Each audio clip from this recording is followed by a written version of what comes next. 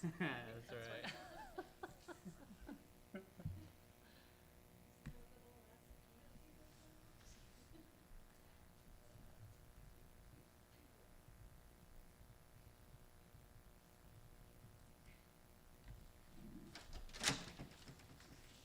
This thing.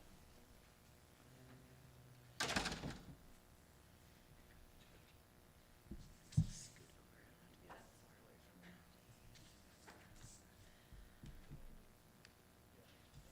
don't have to be that far away from there. I was hoping, yeah, that they can at least include the screen and the camera view or something.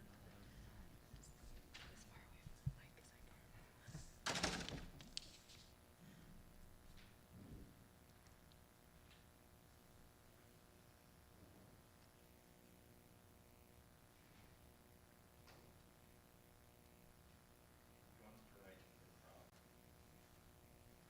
We'll get there. You don't have to work ahead.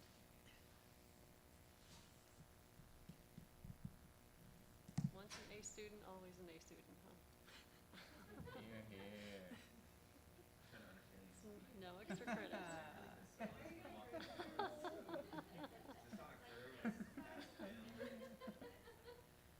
Never curve.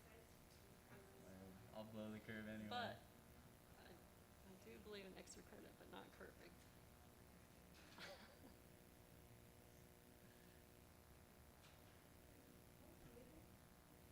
Mhm.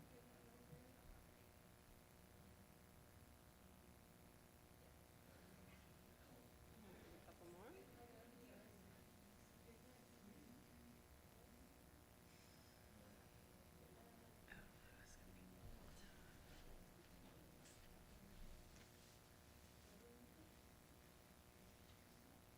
Shall we? Okay. Okay. Is that where we're down there? Okay. Thank you. All right. Good afternoon. Thank you all for coming. Thanks for sticking around for this last session of TILF. And buenas tardes also. So we are going to talk about organic herbicides today, but also talk about a larger concept of an integrated weed management plan and where these organic herbicides might fit in. Before we get into the weeds, so to speak, I want to just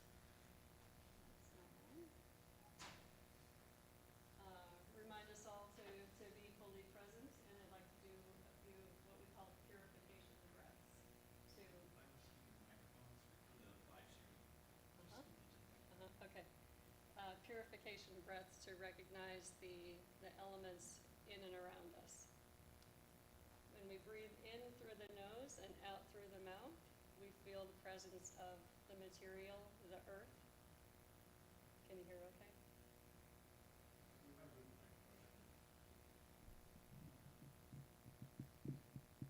Up here? Yeah. In through the nose, out through the mouth, you feel the earth element. When we breathe in through the nose and out through the nose, we feel the air element that's around us and moves through us. In through the mouth and out through the mouth, we feel the water element. Again, that is always flowing in us and through us. When we breathe in through the mouth and out through the nose, we feel the heat, the element of fire that moves our world. And when we very gently breathe both in through the mouth and nose and out through the mouth and nose, we feel the ether that flows through us all. Thank you. So I have with me today some wonderful people I've been working with. So I'm Dr. Lynn Carpenter-Boggs. I'm a soil scientist and professor at WSU in Pullman. Erin Appleby is a PhD candidate who's working with me on these organic herbicides. And really, this whole project started out of a brainchild of Erin's when he was an undergraduate. He started he started these research trials. And Rachel Weemy is a postdoc in soil science who's also working on this project. We also have a piece of this presentation from one of our contributors, one of our cooperating farmers, Cheryl Hagan Zachariason.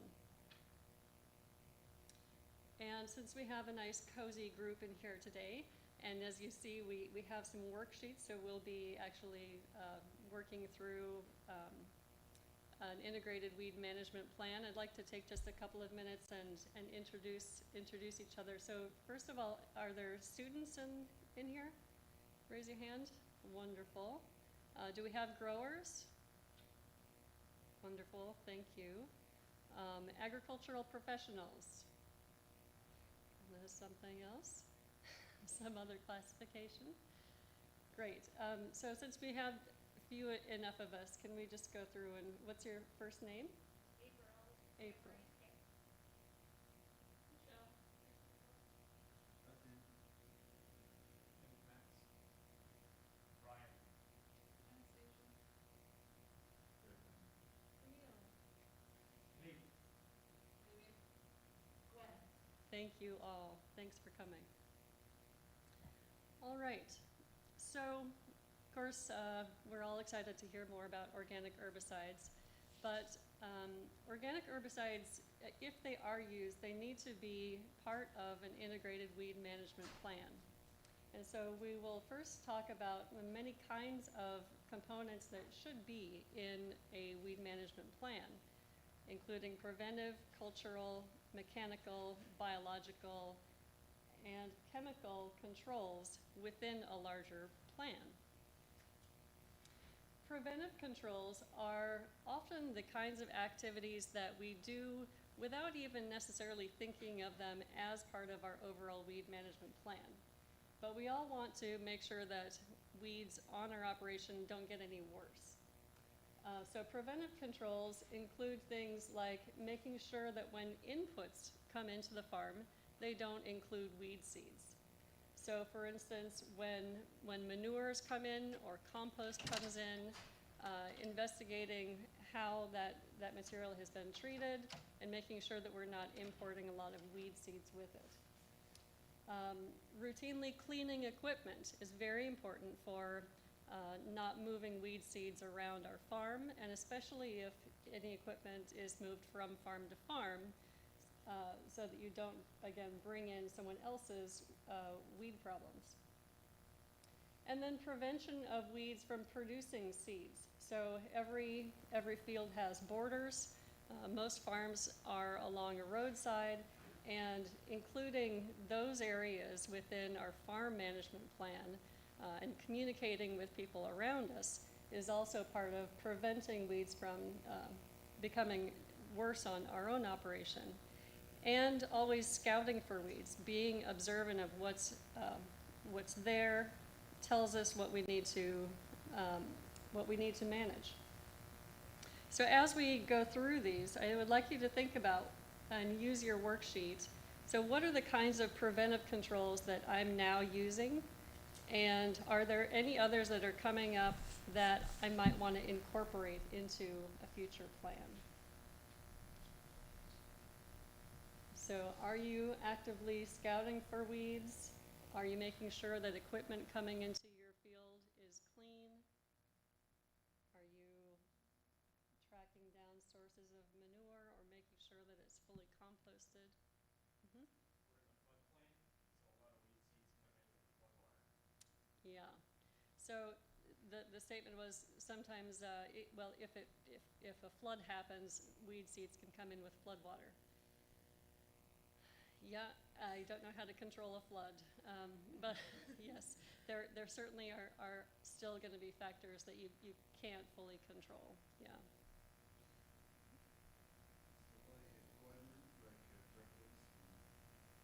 Right, equipment such as, right, if there are tractors coming in, if you have a custom operation coming into combine, for instance, they can transport weed seeds. So keep track of, on your sheet, what are the methods that you're currently using and that you might want to incorporate. Another type of control is cultural. So there are many different ways you can do this to give your crops a competitive advantage over weeds. So some approaches would be reducing crop spacing so that you're increasing the competition from your crops and reducing the amount of sunlight or the amount of nutrients or water that might be available for weeds. You can choose different varieties of crops to give them a better competitive advantages. So even within the same species, some varieties will canopy over much faster, and that way crowd out weeds. Crop rotation can be included in either cultural controls, or sometimes they're included in biological controls. But again, crop rotation allows you different timings in different years or different parts of the year so that you can tackle weeds differently. Nutrient management can also be used to maximize the crop uptake while minimizing weed nutrient uptake. One of the common ways to do this is by applying fertilizer very near the seed of your crop. So either placing it as a seed coating or putting it directly into the seed row versus doing a broadcast application where it's more likely that weeds can also reach those nutrients. You can do things like alter the planting dates so that your crops get a head start over weeds. On the other hand, you might plant later so that you allow for an early flush of weeds that you can either spray or till out or otherwise control. So those are cultural types of approaches where you're playing with the crops and the timing. So again, keep identifying things that you're using and that you might want to try. Mechanical controls are things that we do with physical force. These range from hand pulling, tillage, extremely common. Burning is often included in the mechanical controls. Mowing, robotic weeders are coming onto the market. Harvest weed seed destruction is something that's often done in grain operations. This means that there can be weeds in the chaff as a crop is harvested. And some combines now have basically a grinder on the back end so that chaff and the weed seeds are destroyed instead of just spraying the weed seeds out the backside. So some very clever mechanical ways to prevent the spread of weed seeds.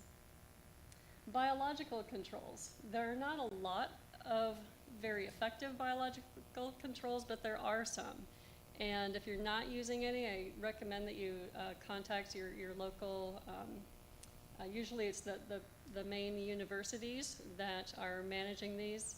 So for instance, there are beetles that can be used to reduce Canada thistle. This is a weevil that's used to reduce water hyacinth. So biological controls are any time that you're using a living organism to target weeds. So there are some products like bacteria and fungi on the market. Again, some effective insects that might have a preference for certain weeds, and so biologicals tend to not destroy the weeds, but they may reduce the size of them and reduce the seed set.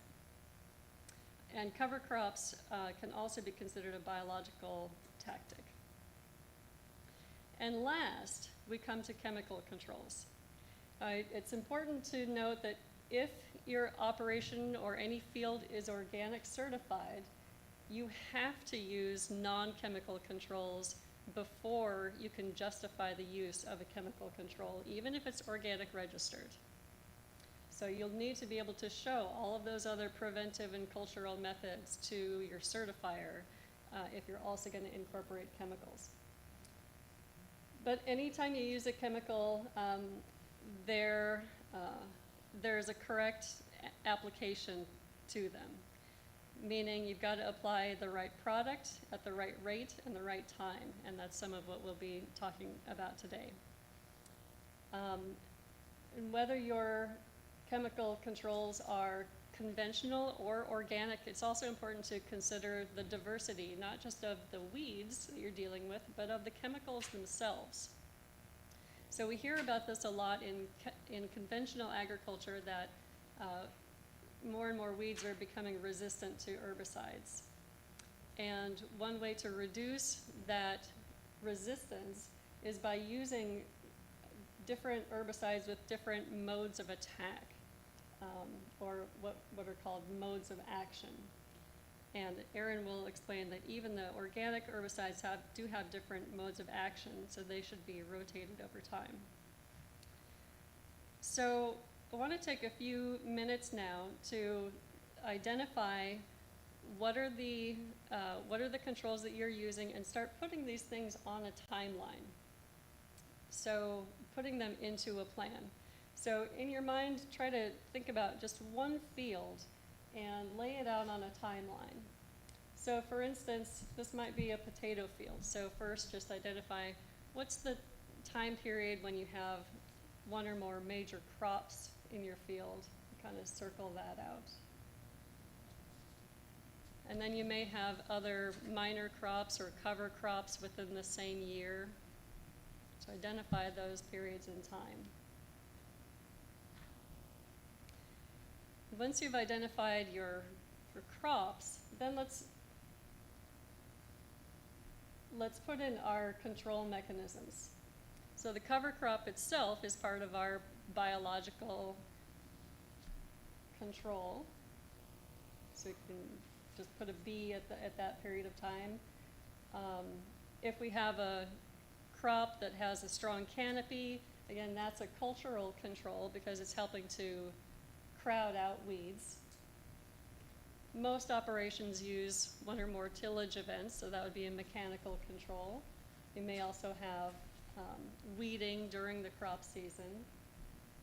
And then perhaps it's in the fall when you bring in compost as a fertilizer, but you're making sure that it's gone through a good heating cycle and has a low weed seed load in it.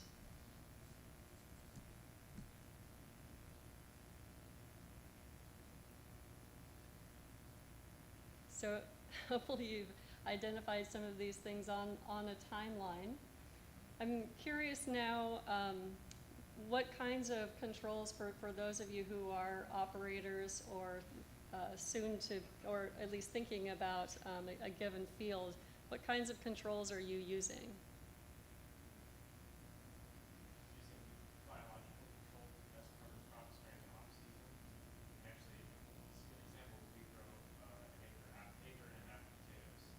Great. We'll use mechanical control to prep the ground, and then once the potatoes are planted, we use mechanical cultivation equipment. But one of the problems I had this year was the potatoes grew so large, we put a tractor over the rows. After mowing, they were too tall, so the weeds came up in the footpaths and almost overtook some of the potatoes. Oh, right. So weed management is a continual process, right? So what was your name again? Ryan, saying that, yeah, he grows potatoes and also uses a cover crop. Is it in the spring or the fall or over the winter? Once the potatoes sprout, we plant the cover crop and it stays in until March or April. Okay, so pretty much over the entire non-crop season. Also uses mechanical tillage, and of course in potatoes you also try to do some hilling, which increases your yield as well as kills the weeds. But at some point, if the potatoes get too big, it's then not possible to even get in with a tillage implement. So many different approaches. Great. Okay. So what we want to talk about next is the new classes of organic herbicides, and think about where those might fit into a full weed management plan. So Aaron's going to lead us through this section. Okay. Hello, everybody. Thanks again. As Dr. Carpenter-Boggs mentioned, I'm Aaron Appleby, and I want to talk to you guys a little bit today about organic herbicides, their active ingredients, their modes of action, And then I want to take you through a 5-year study that's still ongoing and kind of show you some of the results that we have. So both Washington State Department of Agriculture and the Organic Materials Review Institute are responsible for registering herbicides for use in organic agriculture here in Washington State. And most organic herbicides are composed of essential oils or fatty acids. Essential oils are complex compositions of 10 to several hundred different volatile chemicals that are extracted from plants using either steam distillation or mechanical pressing. 2 of the essential oils that we used in our study were Avenger, with an active ingredient of D-limonene, which is cold pressed from citrus peels, and Weed Zap, which is a mixture of cinnamon and clove oil with many constituents, one of which is eugenol, and these are steam distilled from plant parts.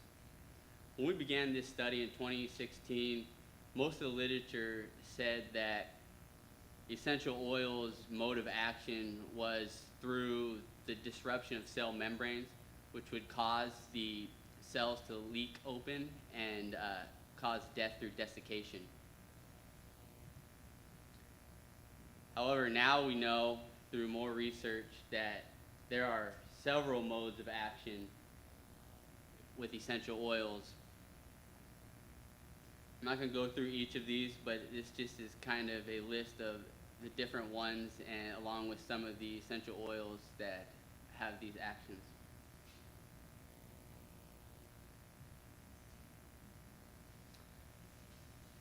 Fatty acids have a similar structure to phospholipids that compose plasma membranes in cells, with their polar acidic head and their nonpolar carbon tails.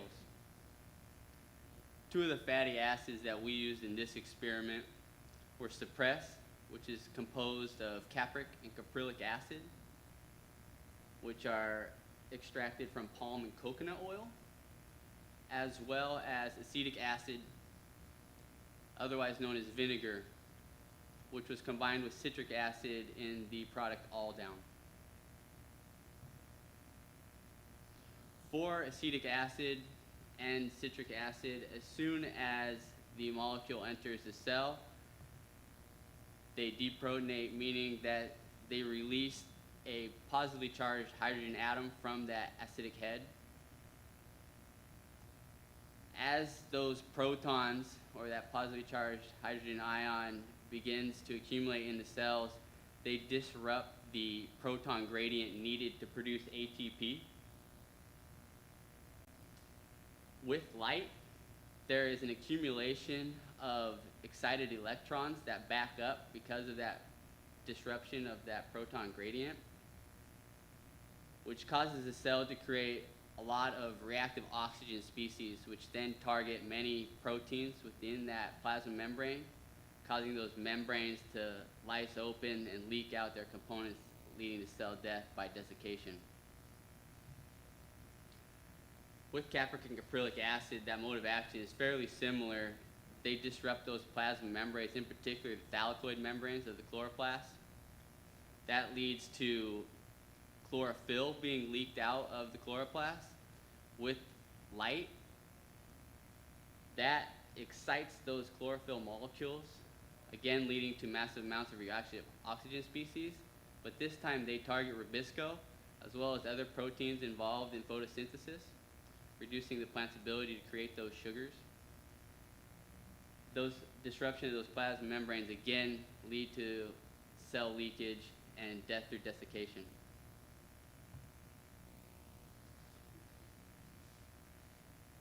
The main hazards that applicators run into with organic herbicides is through the handling, mixing the herbicides, as well as by spraying them by hand. There are many components of essential oils that have been linked to several different toxicities. However, the amount of herbicides that you need to come in contact to fatally experience one of those toxicities is a large amount. For instance, cinnamon oil, you'd have to come in contact with 25 gallons of the herbicide to have dermal toxicity and fatally die from this. However, that doesn't mean that they can't burn you. I've had the backpack sprayer leak on me, and that sent me running real quick to the hose to get those off of me. They're pretty difficult being oil, so you need some soap around it as well. But many of these active ingredients for these organic herbicides are the same active ingredients that we find in organic insecticides, just at a much lower concentration so they don't kill the plant. So you can expect that if you're spraying these when non-target organisms such as pollinators or other beneficial insects are around, that they're going to be damaged by these products. So timing is essential for this. Because of the high volatility and the short half-life of many of these molecules, organic herbicides aren't expected to leave residues in the soil or on the plants. However, we've begun a new experiment in the greenhouse to test to see if some of these organic herbicides are able to change the pH of the soil due to their acidic nature, as well as to see if they're able to reduce germination in crop species.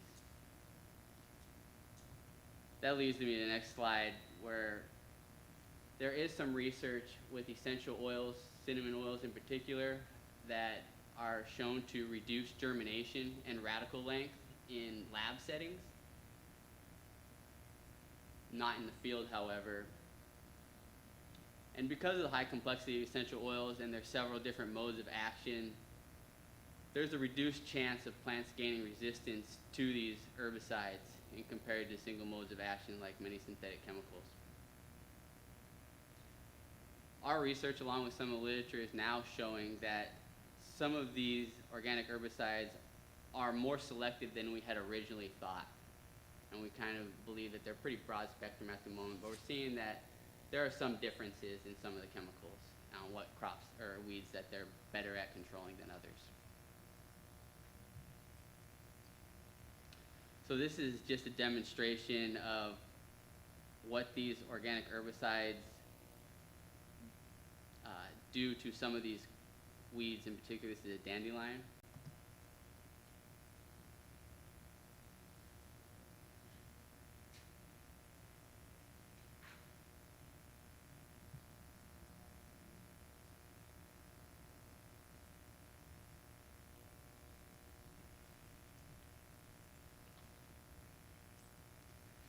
So this is 5 minutes to about an hour and 15 minutes after spraying the plants.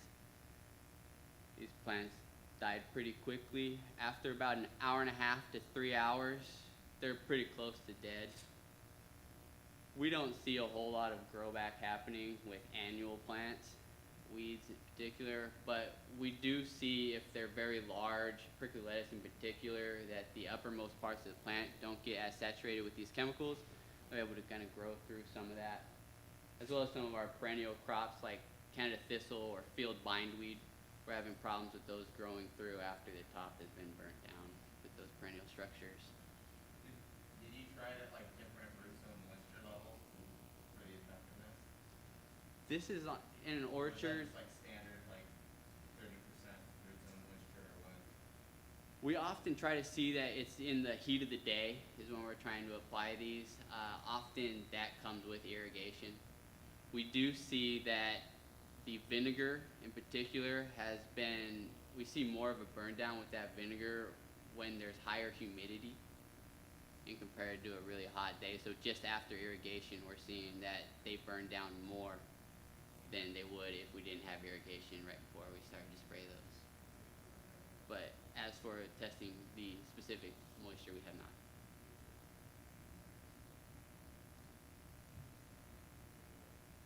Okay, I think we went through this already.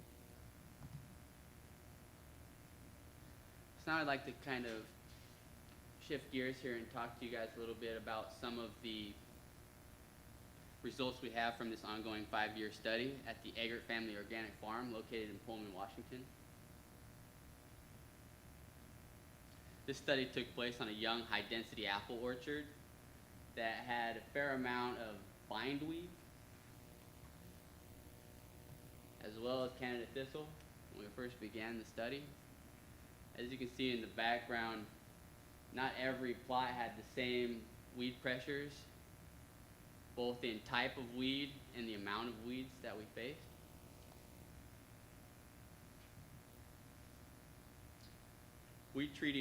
We studied 4 different OMRI certified organic herbicides that I had previously introduced to you guys. 2 of those herbicides were older active ingredients that had more research than the newer active ingredients. And we compared these to a hand-weeded mechanical control as well as a do-nothing control that was weed whacked about once a year to stop the weeds from setting seed.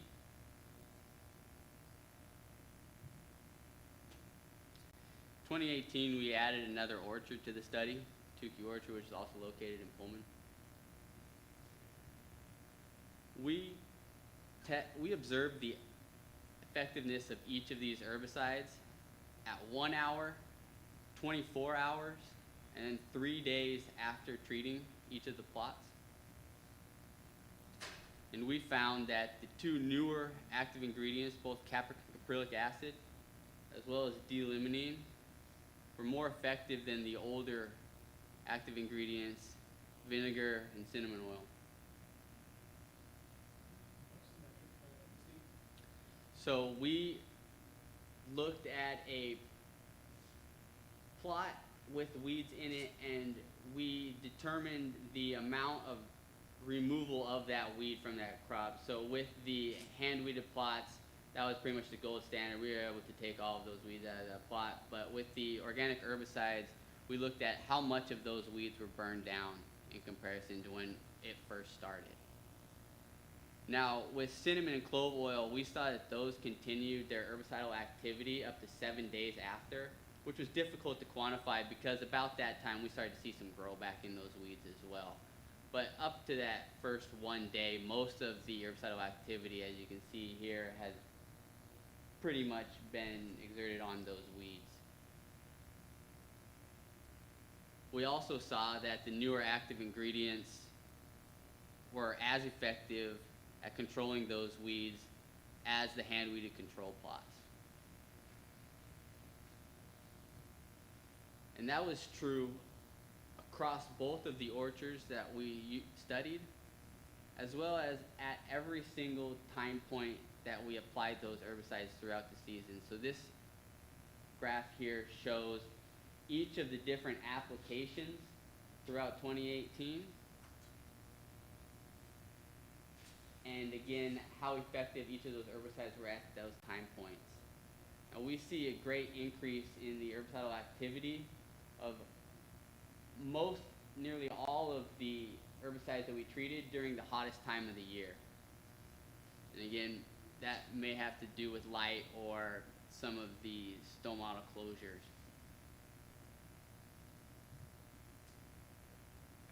I want to go through a few slides here to show kind of some pictures of what these plots look like about a week after treating. Here we have caprylic acid.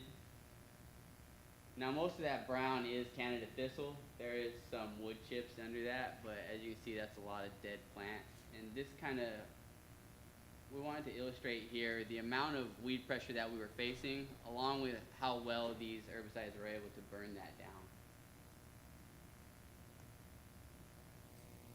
The same is true for D-limonene. This here is the field bindweed. Most of its day, you can see some spots with small amounts of green in there, but for the most part, after about a week, we had nearly all of the weeds killed. That wasn't the case for vinegar. As you can see here, there's still a lot of green there.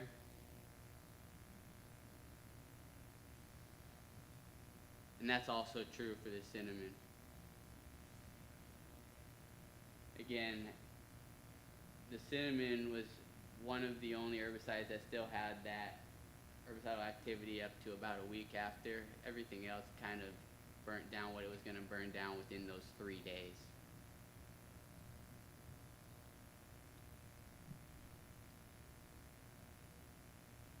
We saw that decapricum caprylic acid, along with the D-limonene, was able to greatly reduce the early season weed pressure compared to the control after just a couple years of use.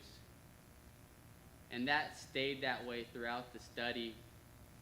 Near the end of it, we started to see some of those other herbicides reducing that early season weed pressure compared to the control.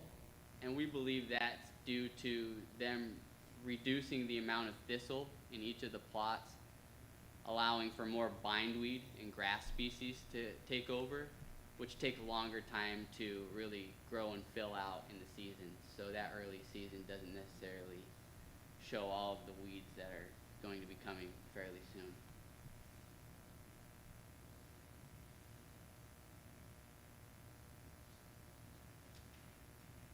Now this slide has a lot to take in, but it shows the percent of grass weed cover for each of those treatments at each spray application throughout the entire study. And really what I want you to take away from this is that the D-limonene was as effective as the handweed at reducing those grass weeds and keeping them from coming into the plots. Also, the other 3 herbicides have more grass growth in the plots than the control plots. And we believe that's due to these herbicides damaging the broadleaf weeds that are in the system and creating that niche that those grass weeds can start to kind of thrive in.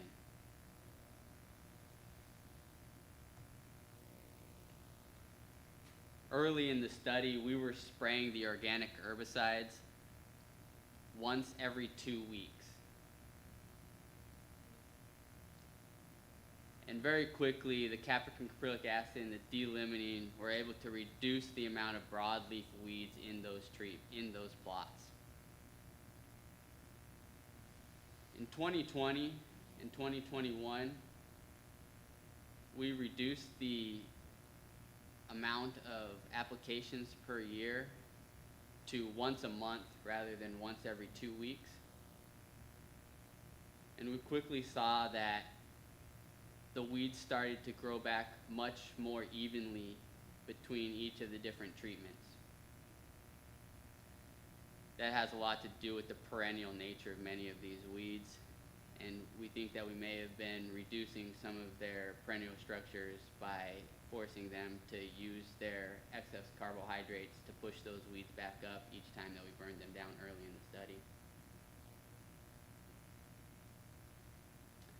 Also, there's a distinct difference between all of the treatments and that control as well there. So they're all able to kind of aid in reducing some of the weeds there. Some are just much better than others.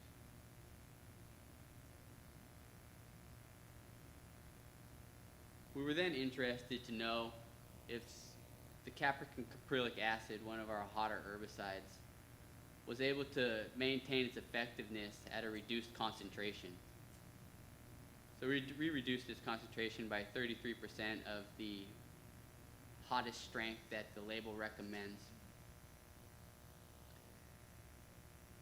And we tested it against limonene as well as a glyphosate in there and a hand-weeded control that we just cut the thistle at the base to remove it.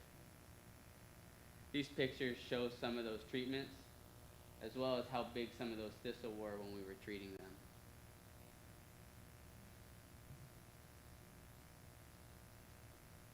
Can you speak to the glyphosate in that last picture?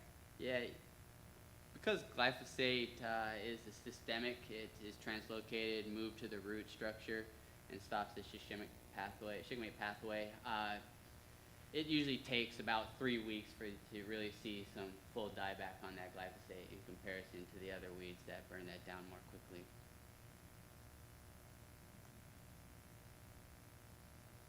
And we did see that the reduced concentration of that capric and caprylic acid was as effective as the full strength, as well as the control, the mechanical hand weeded control, about 3 to 7 days after application, where it took glyphosate about 14 to 21 days to reach the same.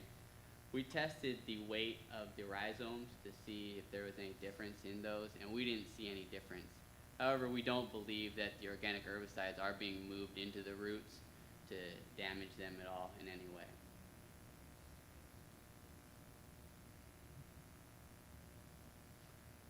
One of the main obstacles to adopting organic herbicides is their cost. While we did find that all of the treatments except for vinegar were less expensive than paying laborers to hand weed the plots, they're still much more expensive than mechanical tillage.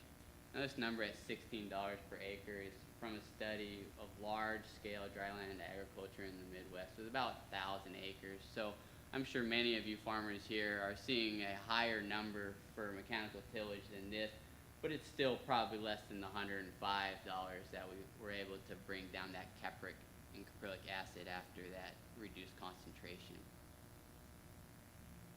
Yeah, I would think that number would be closer to like $80 or $100 an acre.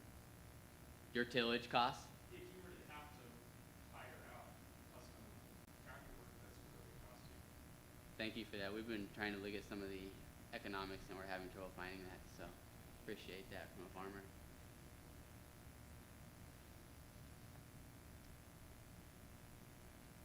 Some of the things I kind of wanted to reiterate here was that our capric and caprylic acid, as well as D-limonene, were as effective and less expensive than hand weeding at controlling the broadleaf weeds that we tested. Capric and caprylic acid used at a lower concentration was able to maintain its efficacy on thistle in the greenhouse. And that the D-limonene was as effective at reducing those grass weeds as hand weeding, or at least preventing some of those grass weeds from taking over those niches.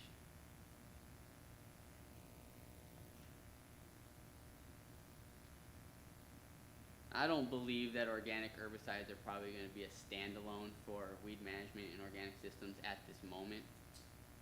However, they may be able to reduce some soil disturbance. They're less soil disturbance than tillage themselves, so if you can add that instead of maybe a tillage, one of your tillage operations, they're less persistent in the environment than synthetic herbicides. And they may be a great fit to control some of the more resistant weed biotypes in a conventional system. And because of their many modes of action, most of which aren't utilized by synthetic chemicals, we think that they're a great addition to many integrated weed management practices. By adding more tools to those tool belts, you're changing your selection pressures and you're kind of reducing your chances of resistant or more difficult weeds staying in the system.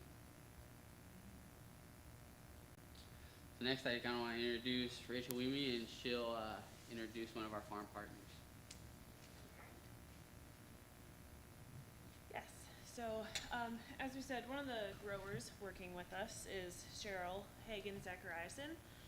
Unfortunately, she was not able to be here with us this weekend, but what we did do instead was record a conversation we had with her so that we could still share with you her insights, what she's seeing working with these organic herbicides, and in her overall weed management plan on her system. So I'm going to guide you through a video of our conversation with her.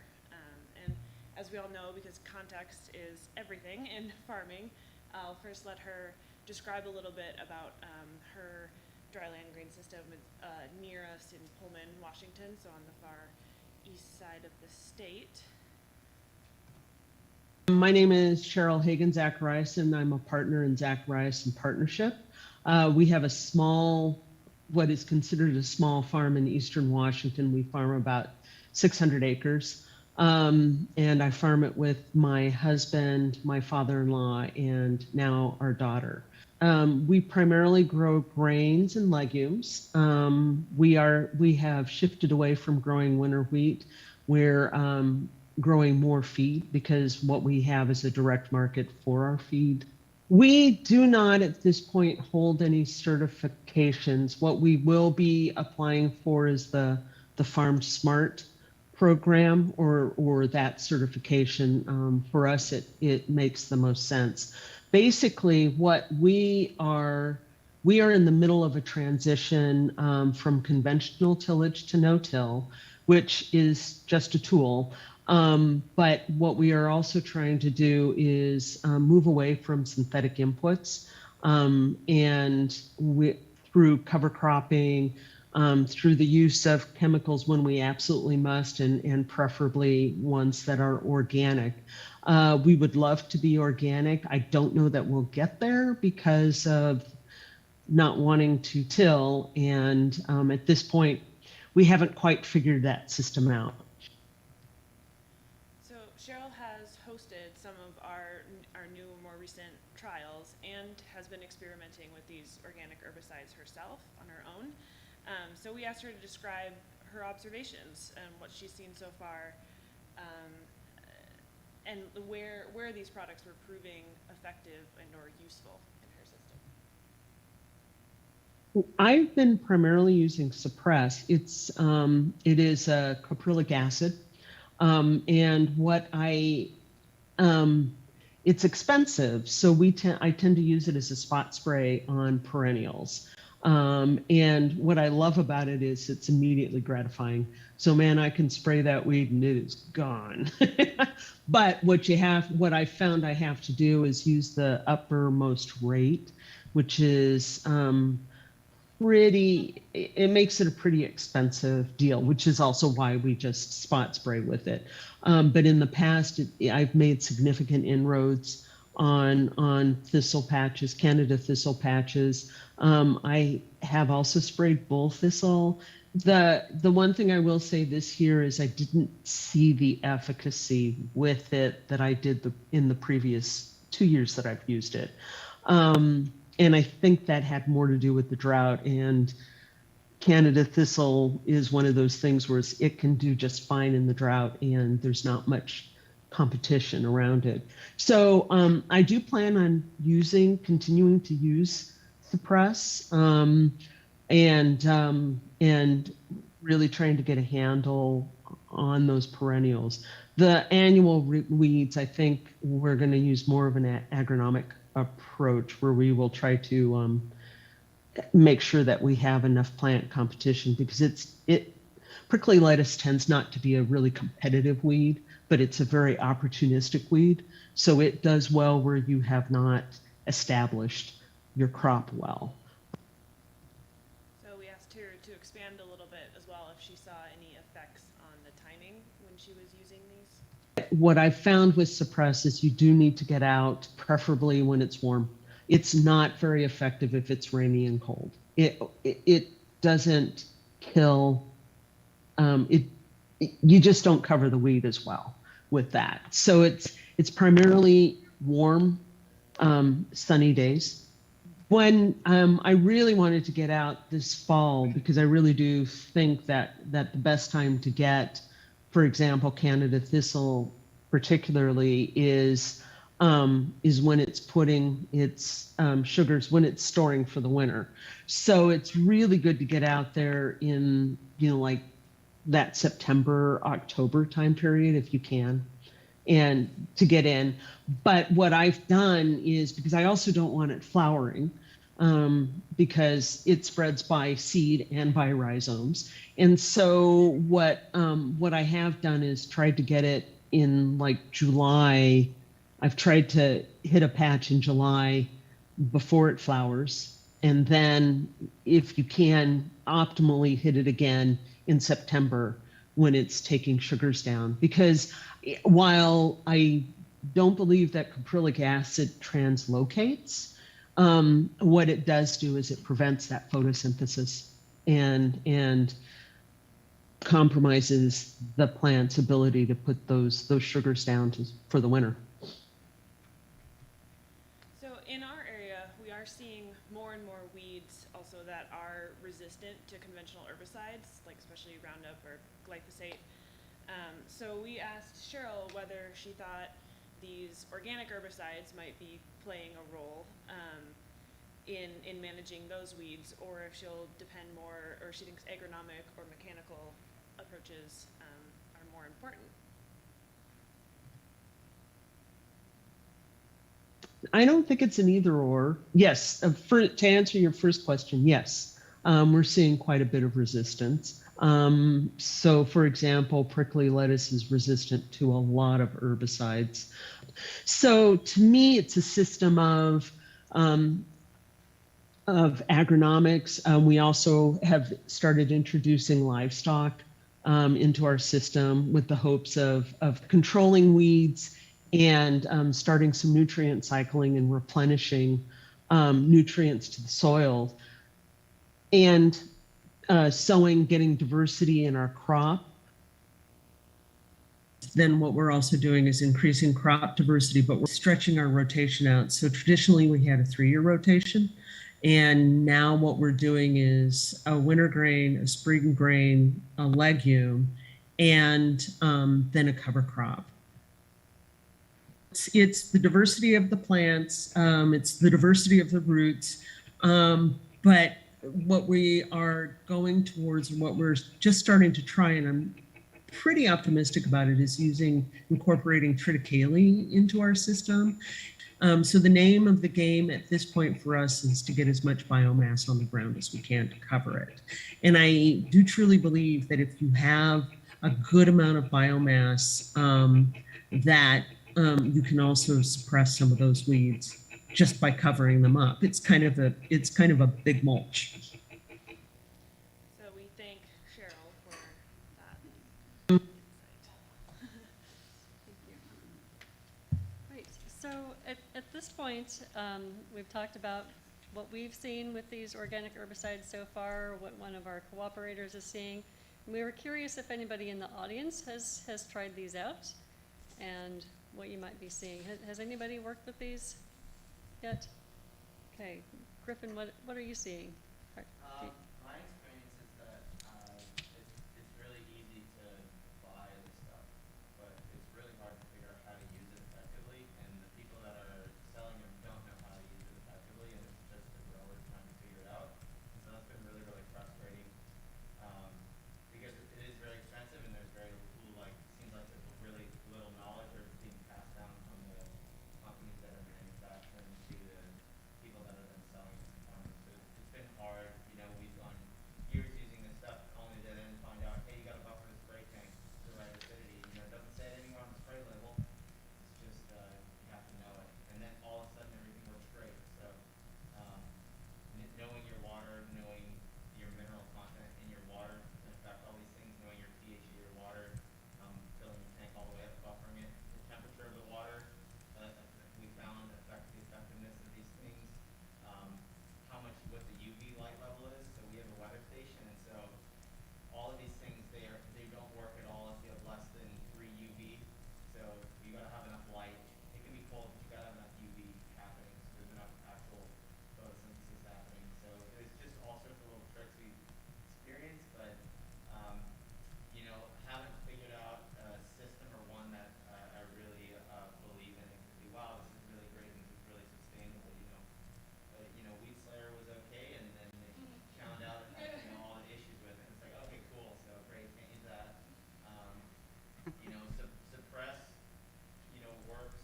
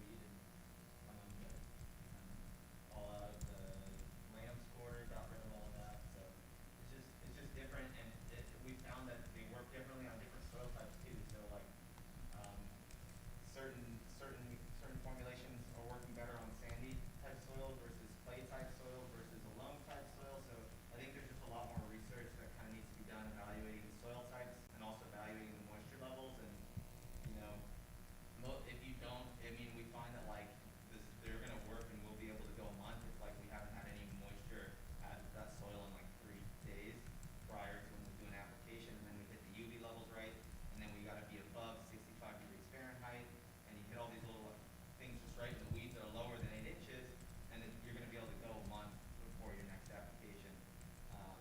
But you kind of have to find this Goldilocks zone and figure that out for that soil type, and so it can be very difficult when you're, you know, I have to, as a manager, you know, delegate and teach people, and I can't be like, hey, over here, here's all the 50 things that are important, and then when you go to the next row, it's different, you know, like, that doesn't work, you just have to do everything at once, right? So, it's still working on dialing it in, but it's great to have, see the data, so. Awesome. Thank you. That was fast. Jim, do you want to add any observations? No, I tie into some of that. Yeah. It's just been real expensive and variable, but I still, we're gonna push forward and continue to use it. And I've gotten some tips from the panel today too, about different ways to use it and repetitive use of it, so, yeah, I don't have anything more to add. Okay, great. So for people on live stream, some of the observations that have come up is that there's not enough details coming forward from the companies who are selling these chemicals, and they are a bit tricky. So in some areas, the water pH can be a problem in interacting with the chemicals. Water needs to be warm. There needs to be enough UV, enough light that there's active photosynthesis in the plant. Over time, over years of using the chemicals, one of the growers said he's kind of given up on the acetic acid or vinegar products, but still using suppress or the caprylic acid materials. High rates are more effective, and smaller plants are more susceptible. But even with that, there's a shift in the species over time. So certain species of weeds tend to be dying out, and in their place, something else is coming up. So definitely more to learn, and that soil moisture is also a factor in their effectiveness. So yeah, there's a lot of moving targets, and yeah, what we so Aaron's next step is a lot of greenhouse trials, because the kinds of things you're talking about are exactly what people are seeing, and it's hard to parse these factors out. So over the next months and year plus, it's trying to see different soil types. It's exactly what we're doing. We haven't actually talked about the soil moisture factor, so that can be incorporated. Different life stages of the weeds are something that we're going to be incorporating. So as you're saying, they're absolutely not a magic bullet. And what we're seeing and recommending is that you think of them as an additive tool, and that you start thinking about how can they synergize with current control measures. So some recommendations or some ideas of where they might be effective is, for instance, using them between rows or before your crop emergence for annual crops in strong canopy crops, meaning that they might synergize with a more cultural approach. That you could knock down the weeds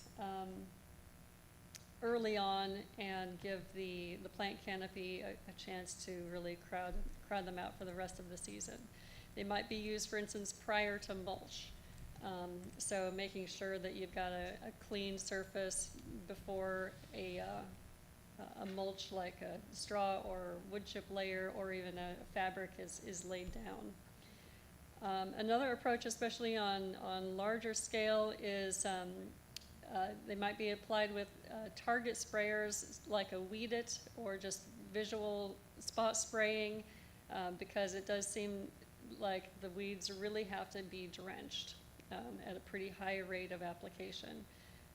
But many times you don't have a full carpet of weeds, so having a targeted sprayer might reduce the overall cost of that application.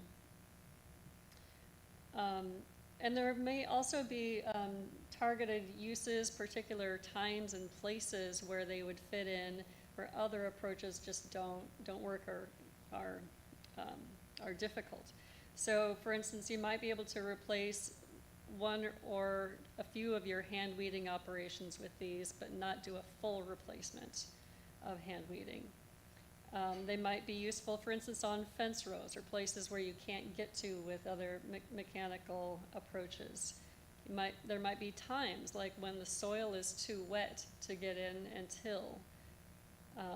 Or like Cheryl is saying, you may have herbicide-resistant weeds that just aren't responding to the other chemical controls, and these have very different modes of action.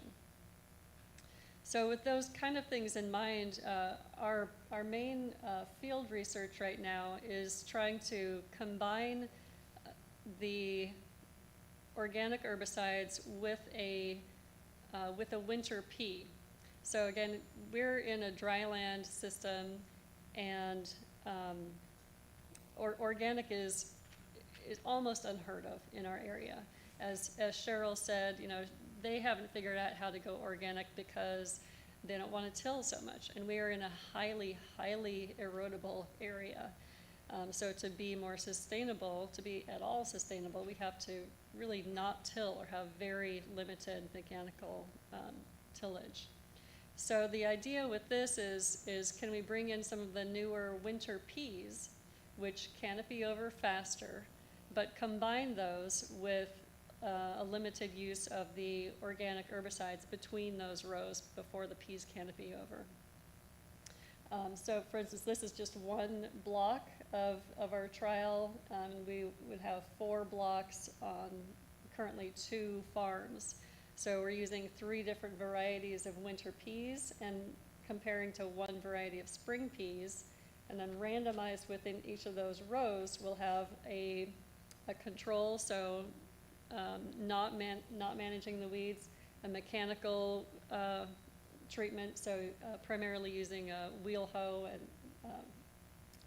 physical hoeing, and then comparing to the limonene or caprylic acid. So similarly, I'm wondering if any of you are thinking about, are there other kinds of targeted times or synergies that you're seeing might work in your operations?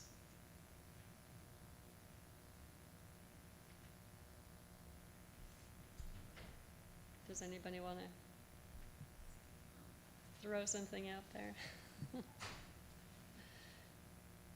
If not, I'll mention that we are looking for additional producers to join our study, but we are looking at a grain and pulse kind of system. So if you or anybody that you know might be interested in joining that, please contact us. But with that, we have a few minutes for questions or any other discussion.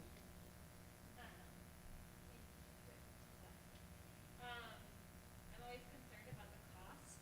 I work with certified organic farmers every day, and the cost of these OMRI-listed products is a concern for my farmers. And I just wonder, I review input materials every day for my job, and so as an OMRI, it's interesting because they keep those ingredient statements secret, and they don't have any reason to give them to a certifier. So I actually haven't looked at the full ingredient list of Suppress or what was the other one? Avenger? No, Weed. Yeah, that's right. And the Weed Zap as well, but They're Avenger both was the very delimiting.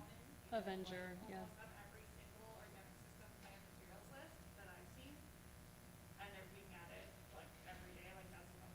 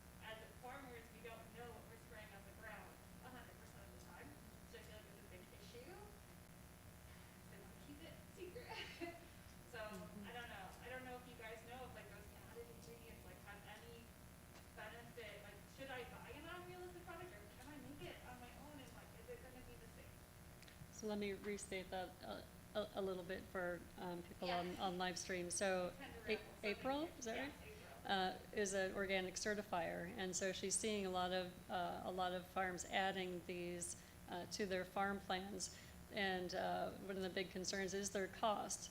So the question is kind of twofold. One is it possible to just identify the active ingredients like the D-limonene and obtain that and have farmers use just that ingredient to be cheaper? And the other side of that is, or are there other things in that bottle that maybe aren't listed and are an important factor in their effectiveness? Do you have any? So, I think, in particular, vinegar is a hot topic, and because we can go to the store and we can buy vinegar and whatnot. However, that vinegar at the store is about 12%, and we're using stuff closer to 20% in a mixed tank. So it's going to be difficult to find that type of vinegar by just finding that at the store. One thing that we had thought about was there's a lot of added cost because these formulations are already mixed up in a liquid form, so shipping that water weight is pretty expensive. We had thought maybe there might be a way to get that capric or caprylic acid out of maybe a crop to grow that crop, and then use that in some way to either create that herbicide or maybe to till it in, something that has those capric and caprylic acid in the crop, and to maybe use that as a not so much a green manure, but like a tilled in herbicide type of a deal. And there are crops like coffea that there's been work that has a large amount of those capric and caprylic acid in them that maybe we might be able to grow in the region. We decided to take the research a different way, but those are things that we have thought about.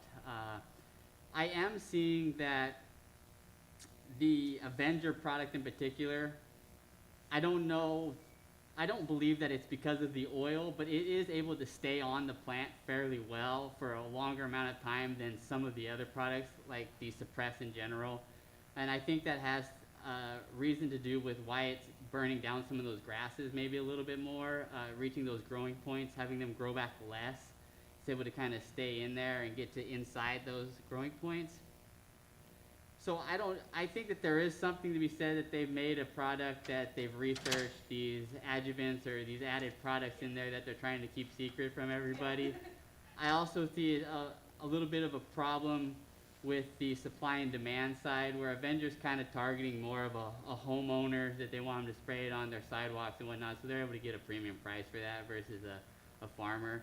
I believe that with more purchasing of these products, hopefully that price will go down. That's going to take adoption, which is a problem because of those costs. So there's a lot of problems there. The carbon box had mentioned to weed it. Now that's a precision tool that's able to spot weeds because of fluorescence. And that technology, we're hoping it evolves maybe in the next 10 years to be able to actively tell the difference between each species of weed. We may be able to tell the difference between a crop and a weed, and we could just then run that through the crop. And instead of hitting everything that's green, we may be able to target specific weeds in that system and not hit our crop at the same time. So we're hoping that in the future there's potential to reduce some of that cost. But as for, are the adjuvants worth that much money? That's a difficult decision. I don't know that. Right, and I'll also add that, like the caprylic acid, yeah, we don't grow coconuts. It's also found in goat milk, but yeah, I'm not sure. I think that it has to be greatly concentrated. As Aaron mentioned, there is a crop, coffea, that's being investigated a little bit in the Midwest. It requires more water than we would be able to grow on the east side, but it's possible that if these chemicals really take off, that there would be enough market to adapt coffea for this region and grow it a lot more cheaply. There's also a lot of fear from the organic certificate, well, at least my staff, that we don't technically want an organic pesticide that could actually be as effective as glyphosate. Like it could be as damaging to the environment to have even a non-synthetic strong pesticide. So it's an interesting conversation. thank you so much for your feedback. I really appreciate it.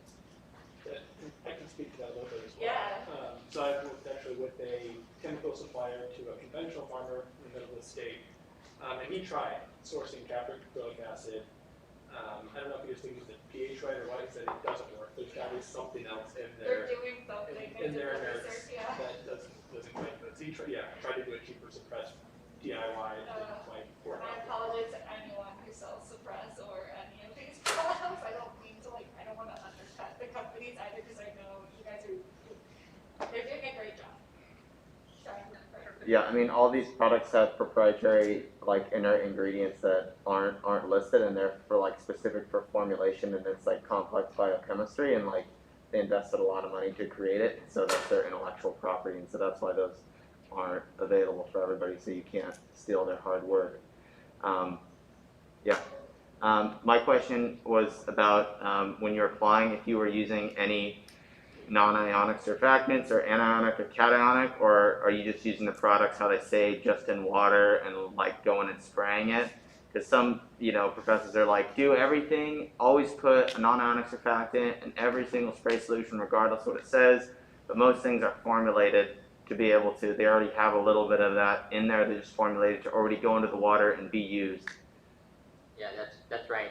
So the question was, are we using any adjuvants in our tank mixes with those herbicides, or are we just using them as the label suggests? And the answer to that is we're just using them as the label suggests. Now, we have talked to some of the suppress dealers, and they had mentioned that we would want to reduce the pH of our tank mixes. They sent us some pH down. Oddly enough, it wasn't certified for organic, so we weren't able to use that.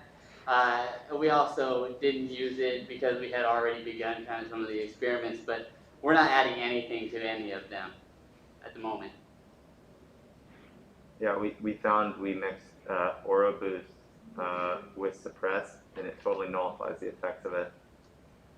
Yeah, the lowest label rate, it totally, so the surfactants are really important, we found, so, yeah. Another question on adjuvants. I've heard ampersand. I think it's a hydrocolloid adjuvant. They claim it really bumps the efficacy of some of these. I don't know if anybody has experience with anything like that. I don't have any experience with that. I'm going to go ampersand, you said? Yep. Is that Aubrey? I believe it is, yeah. Okay.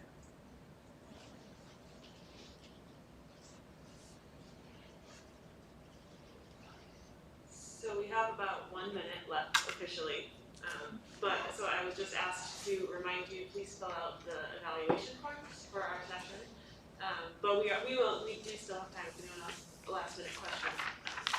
I was thinking about using one of these products as an insecticide on some of the crops that could be like a trap crop or something that you would want to eradicate with the second effect of killing insects.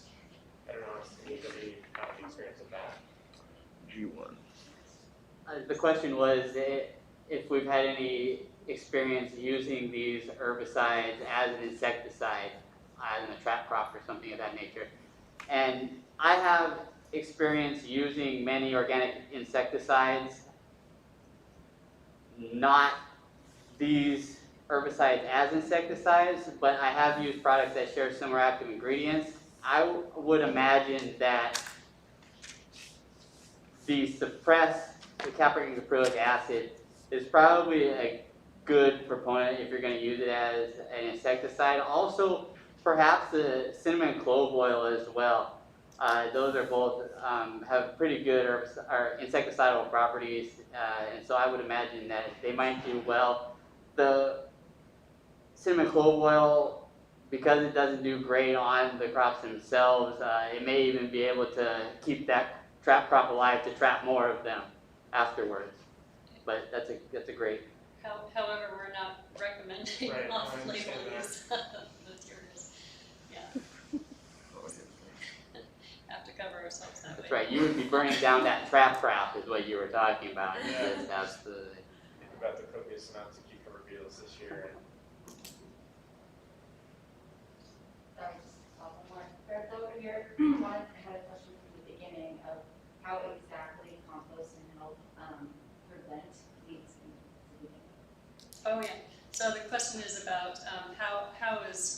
compost being used as a preventive control. The idea there is that if organic nutrients are being brought into the farm as manure or compost, that manure is a relatively high-risk material for bringing in live weed seeds, whereas compost is a much lower risk because it's gone through that heating cycle.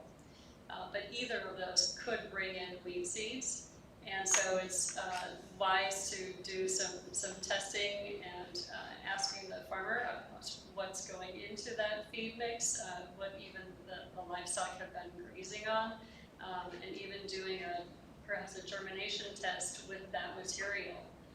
But again, having gone through a thorough heating cycle, compost is much less likely to bring in live weed seeds. All right, well, we will stay around for a while, but we are at time, so thank you very much.